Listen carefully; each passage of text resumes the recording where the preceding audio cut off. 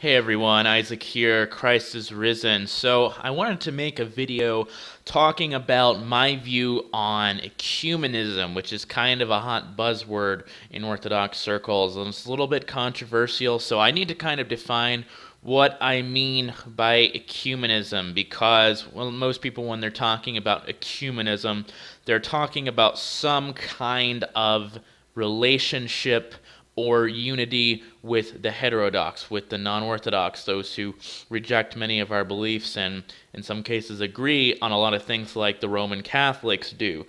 And I'm going to talk about why, with so many different kinds of definitions floating around and different opinions being cited when people use the word ecumenism, I'm going to kind of clarify what I mean. So if we go to Orthodox Wiki, and I know that that's not the end-all authoritative page for Orthodoxy, and that you'll find different kinds of schools of thought in Orthodoxy.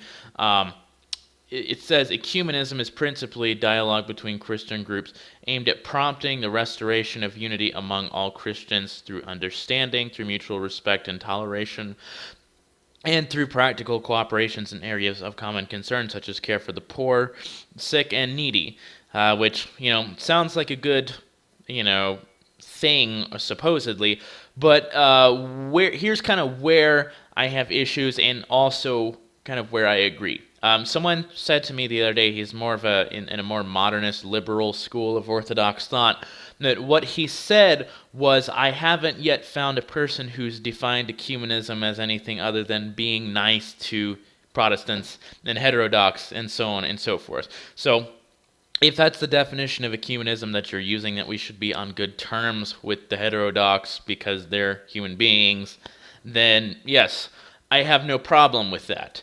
I have no problem with talking, and having dialogue with the heterodox, but here is where I stop with that and where I won't go any further. I believe in objective truth.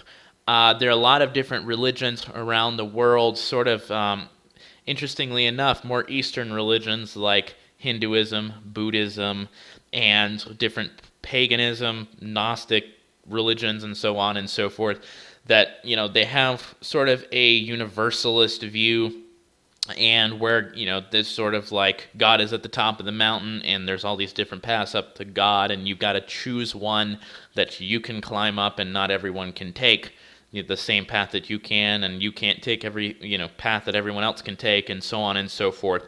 And I think that idea, when we're talking about Orthodox Christianity, is heretical, because, like I said, I believe in objective truth, and I've thought about making a video arguing for objective truth, but you take a very simple example like cancer.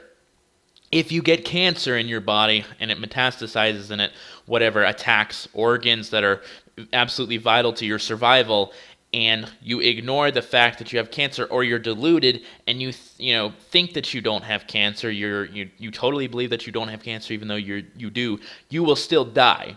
It doesn't matter what you say or what you do, you're still gonna frickin' die because you have cancer. And just because you believe you don't have cancer, that doesn't mean that you don't have cancer. You still have cancer.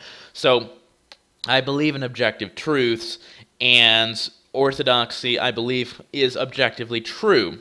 And for Orthodoxy to be objectively true, that would have to, mean that other religions are false, and that other schools of thought within Christianity that fall outside of Orthodoxy are also false, because Orthodoxy claims to be the true Christian church. It claims to be the only true Christian church. This is it. This is the true religion. This is the church that Jesus Christ founded, and any church outside of the Orthodox Christian Church is not the church that Jesus Christ founded.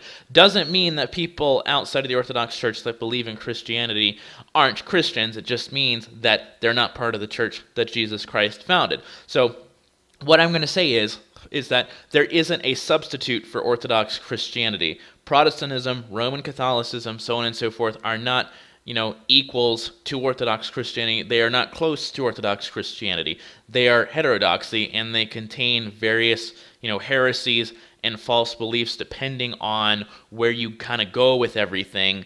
And I'm not going to endorse something that is false. I'm not going to say, okay, well, you're part of this denomination and that's where God has you. Okay, no, because I believe in objective truth. I believe that orthodoxy, being the true church, is as much of an objective truth as the fact that I'm wearing blue glasses right now. You can clearly see them. They're there. You touch them, and they look nice, or supposedly, I think they look nice, but, opinions may vary, results may vary. I sound like an info freaking commercial or something like that.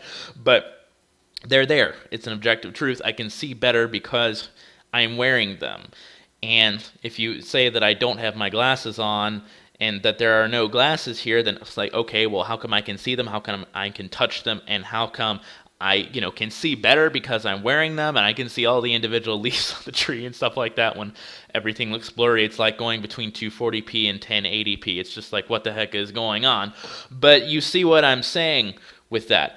And there's a St. John Chrysostom quote. I'm going to see if I can find it after I make this video and post it in the description or post a link or something like that, where basically what he was saying was, we have all of these churches who have, split like schism churches, like mini schism churches and congregations within the patristic church. And if they teach differently than we do, he's saying, then that's a good reason not to go to them.